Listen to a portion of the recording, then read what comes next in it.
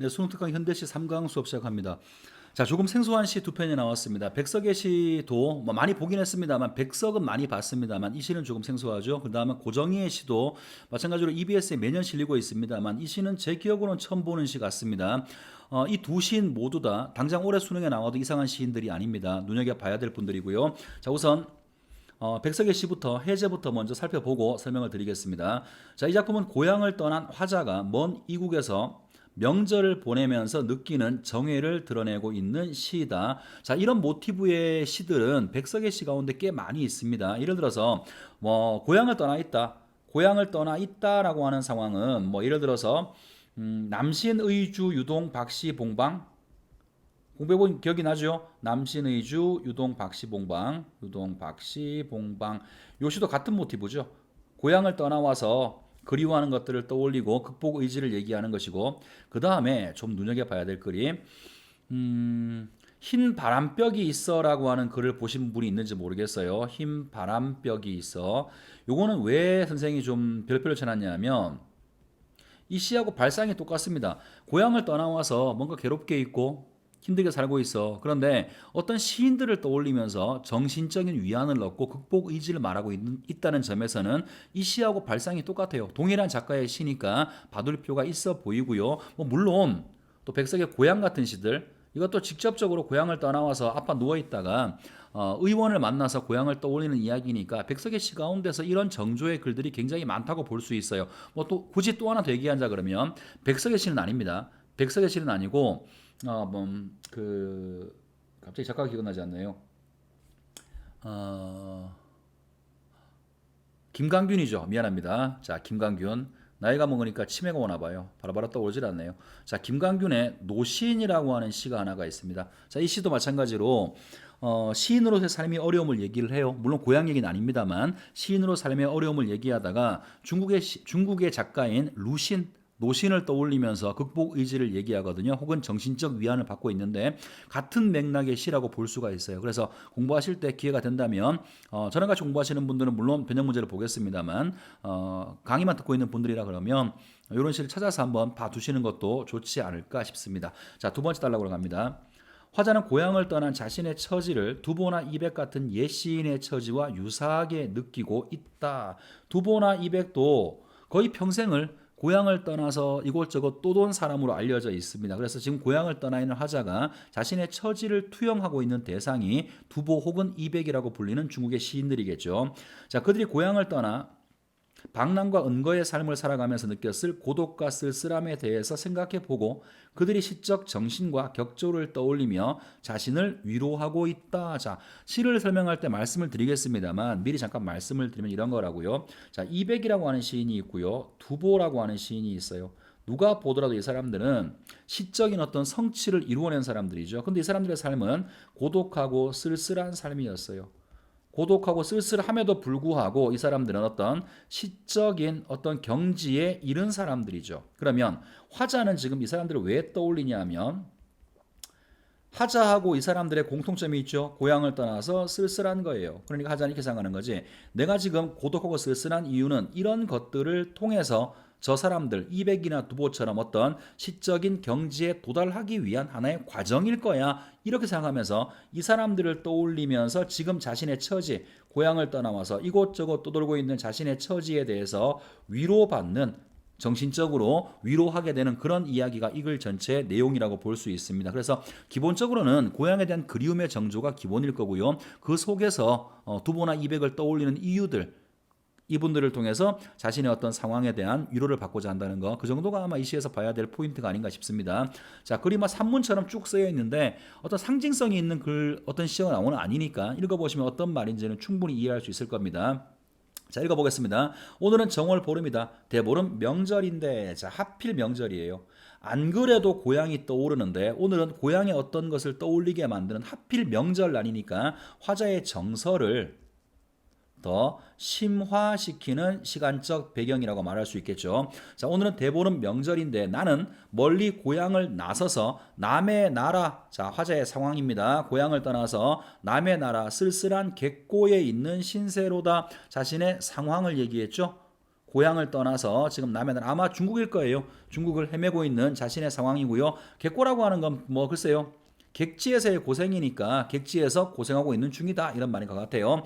자, 옛날 두보나 이백 같은 이 나라의 시인도 이 나라는 중국의 시인들도 먼 타간에 나와서 고향을 떠난 곳을 타관이라고 부르죠. 먼 타간에 나와서 이날을 맞은 일이 있었을 것이다 추측해 보는 거죠. 나만 그런 것이 아니라 내가 추종하는 시인들, 내가 그 존경하는 이백이나 두보 같은 시인들도 나와 같은 처지였을 것이다. 자, 오늘 고향에 내 집에 있는다면, 자, 이제 고향의 모습을 상상해 보는 거죠.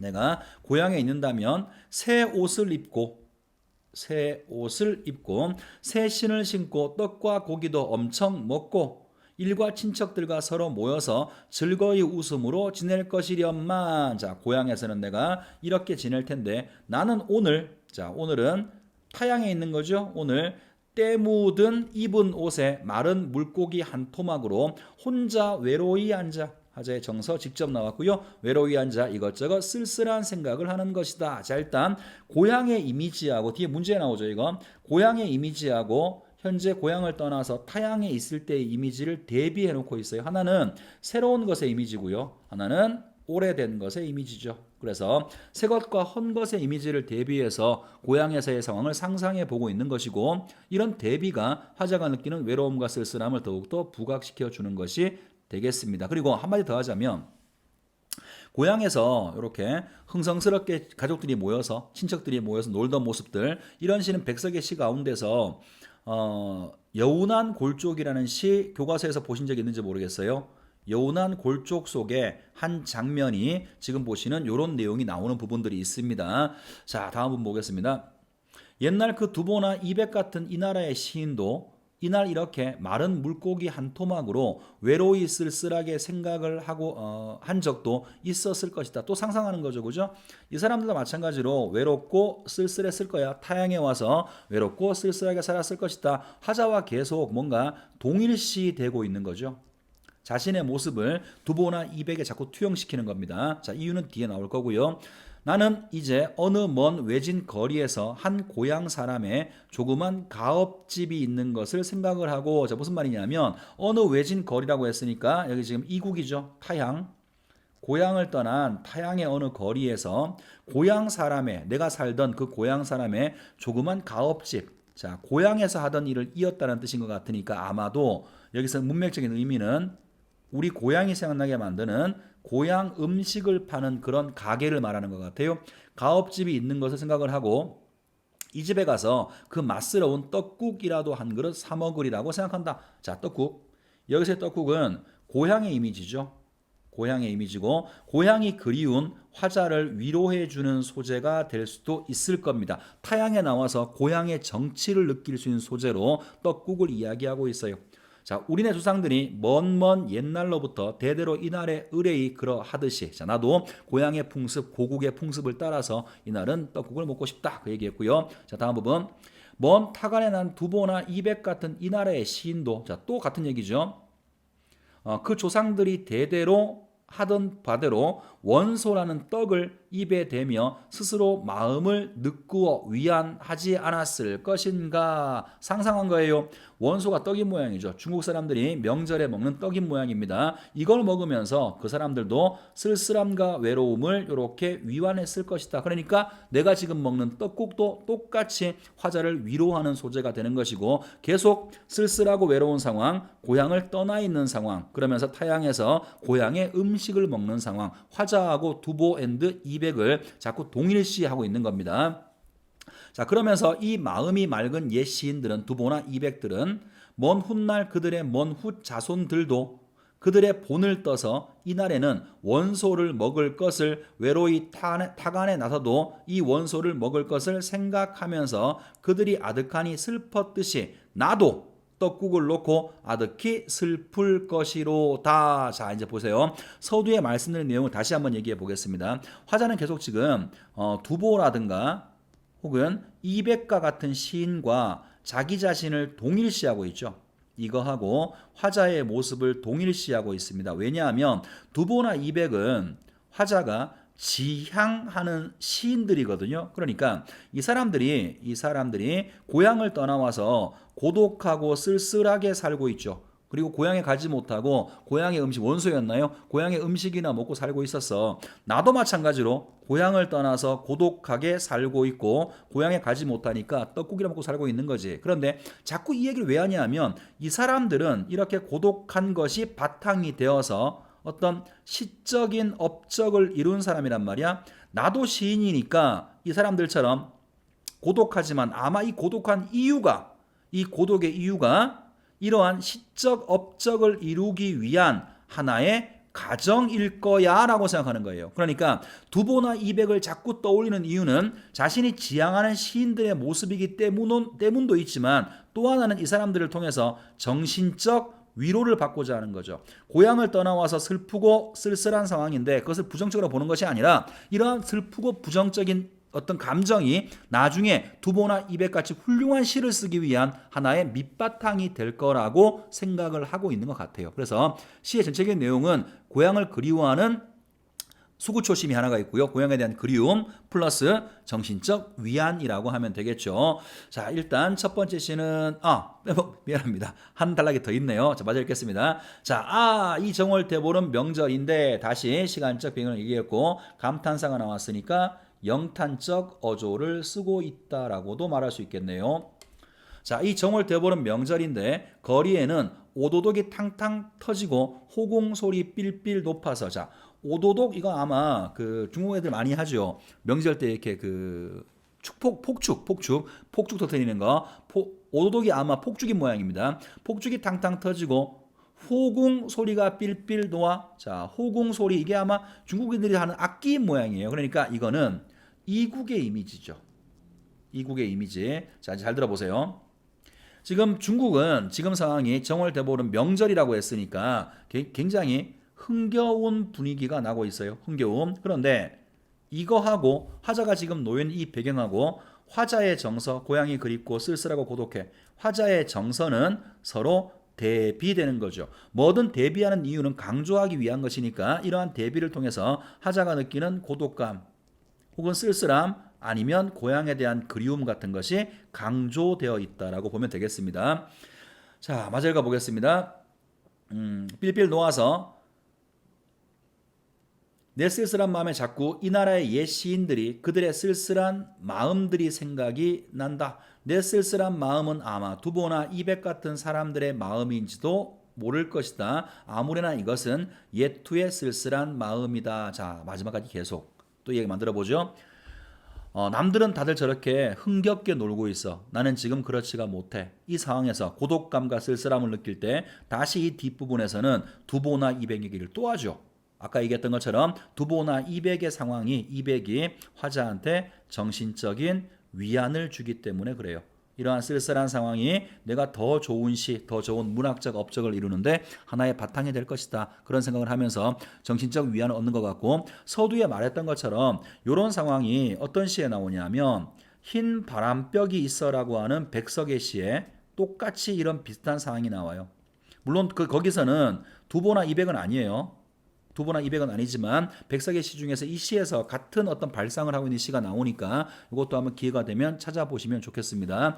자, 일단 시 하나 봤고요. 두 번째는 고정희 선생의 시인데 고정희 이분이 계속 EBS에 보입니다. 학생들은 글쎄요. 학생들 입장에서는 뭐 윤동주나 김소월에 비해서는 좀 생소한 시인이지만 실제로 가만히 보면 우리가 인식하지 않지만 이분의 시를 꽤 많이 봤어요. 선생님 예전에 한번 그 방구가 잦으면 똥이 나온다는 말 한 적이 있었죠. 자주 보이는 시인의 글이 한 번은 나오게 돼 있어요. 그래서 올해 이분 시도 여러분 눈여겨봐야 될 시 가운데 하나가 될 겁니다. 자, 일단 해제부터 먼저 보겠습니다. 이 작품은 어머니의 무덤가를 찾은 화자가 마음의 위안과 평안을 얻고 사라지는 것에 대한 인식의 전환을 드러내고 있는 시이다. 자, 일단 그러면 마음의 위안과 평안을 얻는 것은 아까 봤던 백석의 시하고 공통식일 수 있겠네. 아까 백석의 시에서는 자신이 지향하는 시인들을 생각하면서 현재의 상황에 위안을 받으려고 하는 것이고 지금 보는 이 시는 어머니의 무덤가를 찾아가서 마음의 위안과 평안을 얻는답니다. 자, 그리고 또 하나 봐야 될 게 사라지는 것에 대한 인식의 전환이라고 했죠. 그죠? 이런 시들이 중요해요. 이런 시들이 평가를 내는 문제에서 흔하게 많이 좀 발췌되는 그런 시들 중에 하나입니다. 뭔가 생각이 바뀌게 되는, 깨달음에 이르게 되는 그런 과정이 나와 있는 시가 될 거고요. 자, 뒷부분. 존재했던 것들이 사라진 곳에 남은 여백은 단순한 소멸의 의미가 아니라 추억을 통해서 다시 살아나는 것이라는 깨달음을 드러내고 있다. 자, 이미 깨달음의 내용을 얘기했네요. 자, 어떤 것이 사라지는 것, 다른 말 바꿔보겠습니다. 소멸하는 곳. 소멸하는 곳에는 여백이 생겨. 자, 소멸은 여백을 만들어내게 되고, 이 여백은 단순한 소멸이 아니라 추억을 통해서 다시 살아난다라는 거죠.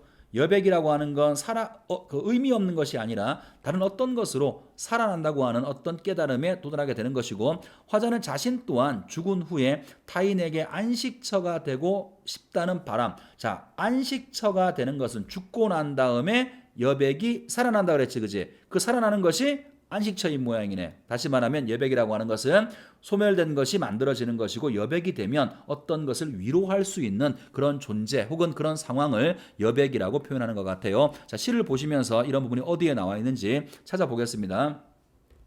자, 우선 앞부분. 자, 무덤에 잠드신 어머니는 해제에 나온 것처럼 어머니의 무덤가에 간 모양이죠. 자, 어머니는 무덤에 잠들었으니까 사라진 것이죠. 이 시의 제목을 그대로 가지고 오면 사라진 어떤 것이 되는 것이고, 같은 말로 소멸한 어떤 존재가 되는 겁니다.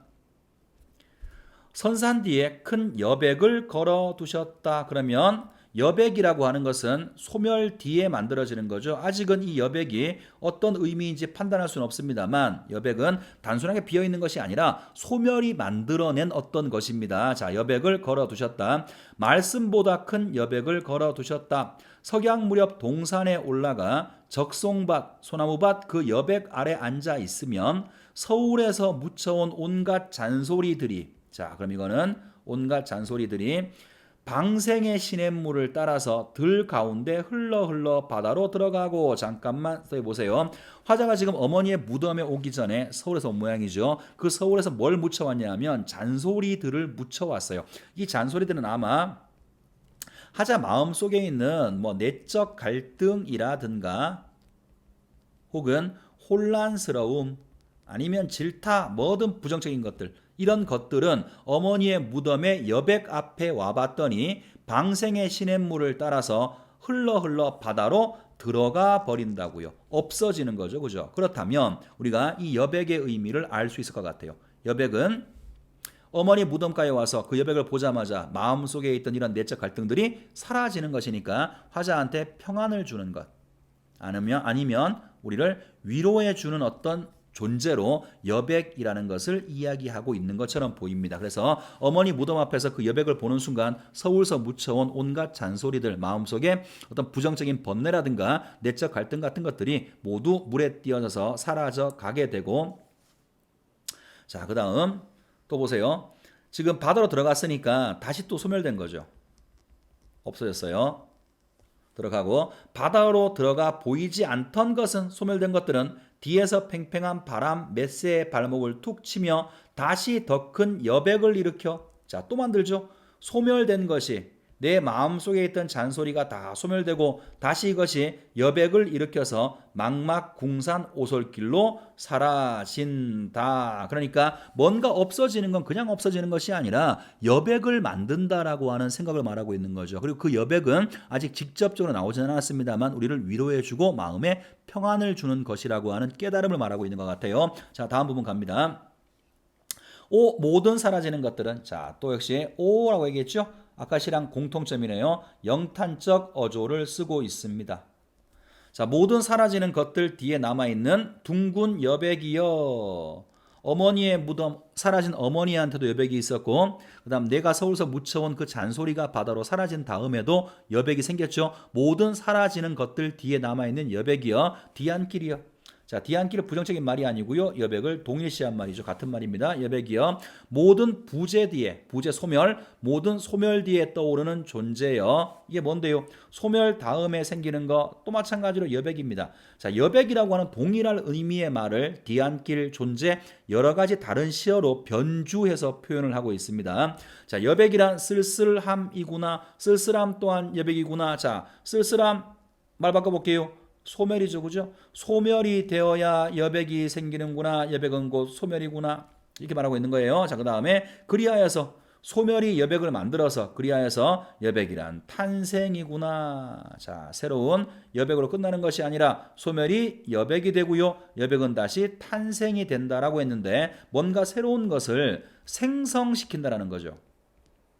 뭘 만들어내냐면 직접적으로 말하고 있지는 않습니다만 누군가를 위로해 주는 것 아니면 누군가한테 평화나 평안을 주게 되는구나. 자, 이제 마지막 부분입니다. 나도 너로부터 사라지는 날, 내가 소멸되는 날, 없어지는 날, 내 마음의 잡초가 다 쓰러진디. 자, 내가 소멸되는 것이니까 이 말을 잡초가 쓰러진다, 죽음이라고 말할 수 있겠죠. 결과적으로 소멸의 이미지를 말하고 있는 거예요. 내가 소멸되는 날, 내 사립에 걸린 노을 같은 아니면 네 발 아래 쟁쟁쟁 흘러가는 시냇물 같은 고요한 여백으로 남고 싶다. 소망을 말했어요. 네가 누군지는 모르지만 너라는 존재한테 내가 여백이 되고 싶어. 왜 그런 거죠?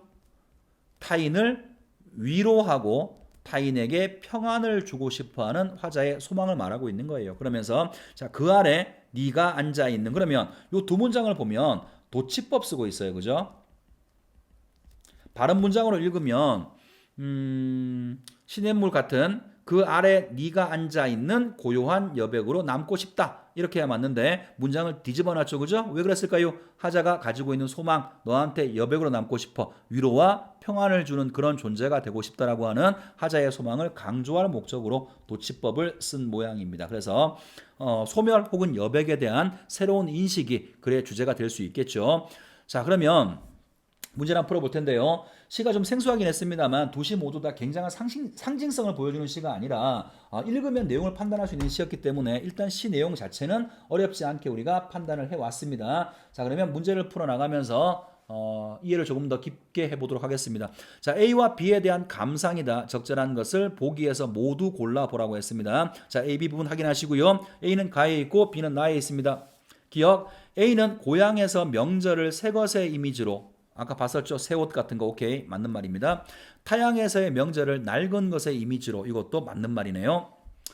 연결하여서 현재 자신이 처한 상황을 대비적으로, 대비 맞고요, 드러내고 있다. 대비를 통해서 화자가 느낀 어떤 쓸쓸함, 고독감 같은 것들을 강조한다 그랬죠. 일단 기억은 올바른 설명을 하고 있습니다. 자, 2번.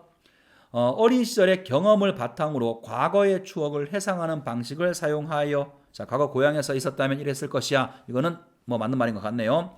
현재 화자가 처한 상황이 과거로부터 반복되어서 과거에도 내가 고향을 떠나서 이렇게 온 적이 있어. 이런 얘기는 한 번도 본 적이 없습니다. 다음 디귿. B는 청각적 심상을 시각적으로 전이시키는 방식을 통해서, 그러면 자, 이런 거 참 찾는 게 짜증나는데요. 일단 B를 보세요. B를 보시고 쭉 읽어나가면서 일단 뭐 찾냐 하면 청각적 심상, 소리와 관련을 찾아보세요. 뭐 있나요?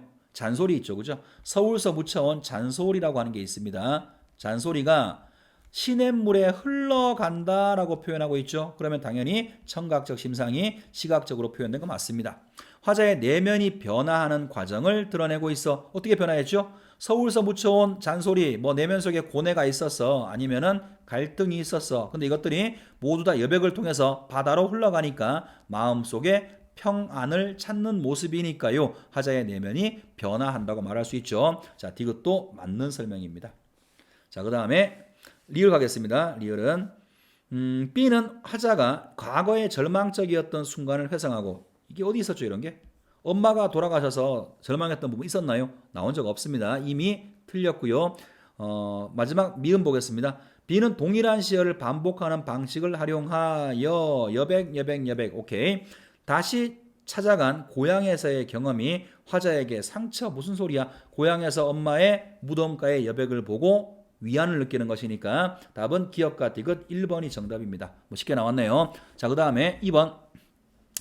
기억 미음에 대한 설명이다. 적절하지 않은 것을 골라보라고 했습니다. 자, 기억은 원소죠. 그죠? 두보하고 이백이 먹었다라고 상상한 거. 고향을 떠올리게 만드는 이미지였습니다. 자, 화자가 상상하는 장면 속의 소재로 그렇죠. 이백과 두보가 먹는 거 보지 못했어요. 그랬을 거라고 상상하는 거죠. 상상하는 장면의 소재로 자신이 처한 현실과 동질적 상황 고향을 떠나와서 난 고향이 그리워서 고향의 음식 떡국을 먹고 있어. 이백과 두보도 고향을 떠나와서 고향이 그리워서 원소를 먹었네. 그러니까 동질적 상황 맞죠. 자 2번 갑니다.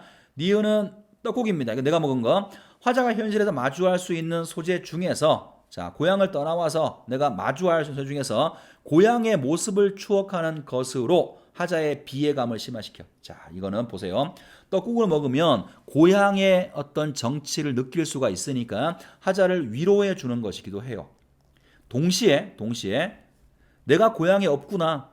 고향 밖에서 이걸 먹고 있구나. 이걸 느끼게 되는 것이니까 동시에 화자 입장에서는 위로를 주는 것이기도 하지만 비애감을 더 강조해주는 소재가 될 수도 있겠죠. 자, 3번 갑니다. 디귿은 오독동 이게 폭죽이었습니다. 현재 화자가 처한 상황과 상반된 이미지. 그렇죠. 나는 지금 고향을 떠나와서 우울하고 외로운 이미지인데 폭죽을 터뜨리고 앉아 있으니까 상반된 이미지가 맞습니다. 이미지를 지닌 소재로 외부 상황의 분위기와 화자의 정서가 대비를 이루고 있음을 보여주고 있어. 역시 대비를 통해서 고독감을 강조하는 것이고 4번 자 이는 무덤입니다. 화자가 그리워하는 대상이 부재하고 있음을 드러내는 소재로 어머니가 돌아가셨어. 맞죠? 부재. 화자가 깨달음을 얻는 과정에서 시발점되고 있어. 깨달음 뭐였었죠? 부재, 소멸은 여백을 남기고 그 여백이 그 추억이 나를 위로하는 것이구나. 소멸 여백이라는 것에 대한 깨달음을 말하고 있는데 그 깨달음의 출발점, 시발점이 욕 같은데요. 출발점이 어머니의 무덤에서 시상이 시작되었으니까 4번도 문제가 없습니다. 그럼 답은 5번이겠네요. 찾아봅시다. 화자가 처한 현실이 이상과 달리 초라한 것임을 드러내는 소재로 자 미음이 잡초죠. 그죠? 화자가 처한 이상은 뭔가요?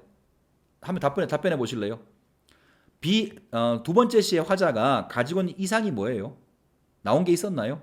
그 이상이 초라한 건가요? 모르죠. 이거 알 수 없어요.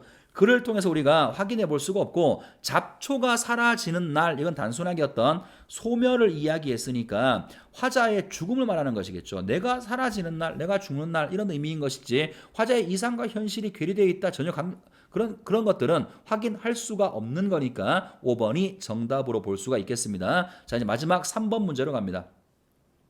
보기를 참고해서 가와 나를 감상한 내용이다. 적절치 않은 거. 자, 보기 봅시다. 가와 나는 쓸쓸함에 대한 화자의 인식을 잘 드러내고 있는 작품들이다. 공통점이죠.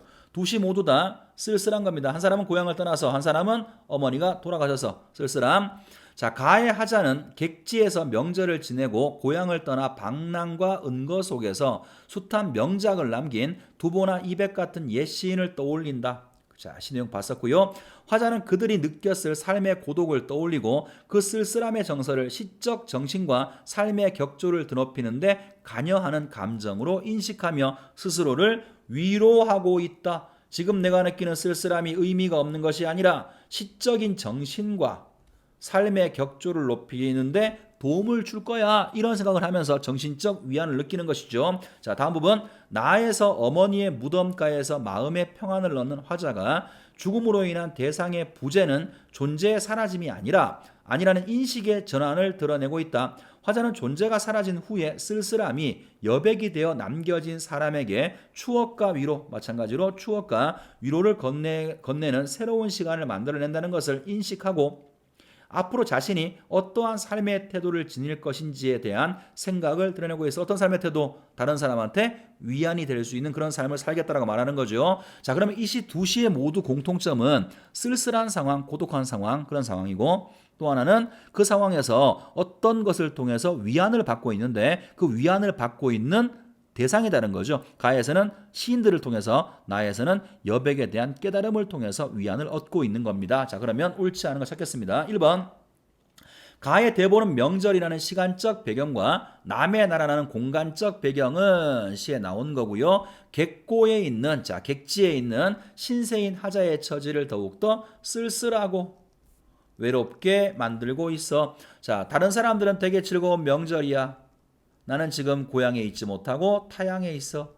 대비적 상황은 하자가 느끼는 쓸쓸함과 고독감 강조한다. 정서 강조 가능하죠. 자, 2번은 가의 두보나 이백 같은 이 나라의 시인도 스스로의 마음을 느꾸어 위완하지 않았을 것인가라는 하자의 추측은 시에 나오는 거고, 자신의 외로운 처지를 스스로 위로하는 모습으로 볼 수가 있어. 이 시인들을 생각하면서 이런 외로움과 쓸쓸함이 더 나은 시를 쓰는데 바탕이 될 거야. 정신적 위로를 얻고 있다. 보기에서 봤었습니다. 3번 가의 내 쓸쓸한 마음은 예투의 쓸쓸한 마음으로 연결한 것은 삶의 격조와 예술적 경지에 대한 하자의 지향과 연결된다고 할 수 있어. 자, 내 쓸쓸한 거 나의 모습이죠. 예투의 쓸쓸함 이거는 두보하고 이백의 모습이죠. 나의 쓸쓸함이 나중에 나도 이런 사람처럼 될 수 있을 거야. 3번도 가능하죠. 자, 4번 나의 부재 뒤에 떠오르는 존재인 여백에서 느껴지는 쓸쓸함에 대해서 여백이란 탄생이구나는 하자의 깨달음은 다시 나오는 얘기들입니다. 쓸쓸함에 대한 하자의 긍정적 인식, 쓸쓸함이 여백인 것이고 그 여백은 단순한 없는 것이 아니라 새로운 뭔가를 만들어내는 것이 삶에 대한 위안과 평안이었으니까 4번도 긍정적 인식이라고 말할 수가 있습니다. 자, 5번 나도 너로부터 사라지는 날 고요한 여백으로 남고 싶다는 하자의 소망은 타자에게 제 위로를 건네지 못했던 자신의 과거가 무의미했음을 후회한다고요. 아니 뭔 소리야. 소망이라니까. 이런 삶을 살아야 되겠다. 타인한테 위로를 주는 삶을 살아야 되겠다는 소망을 드러내고 있는 것이지 자신의 과거가 어떻게 살았는지 전혀 나오는 바가 없고 후회하는 건 더더욱 나오는 바가 없으니까 5번은 글 내용과 맞지가 않습니다. 자, 이렇게 해서 조금 생소한 시 두 편을 봤습니다만 어렵지는 않지만 간과할 수 있는 시는 안 됩니다. 반드시 복습하시고 여러분 손으로 직접적으로 읽어보시면서 이게 이런 얘기를 하는 거구나. 여러분 스스로 남이 적어주는 거 필기하려고 하지 말고요. 여러분 스스로 그걸 바탕으로 해서 여러분 스스로 이거에 대한 해석이 되는지 어떤 내용인지 머릿속에 정리가 되는지 반드시 복습을 한번 해주시기 바랍니다. 자, 수고 많았습니다.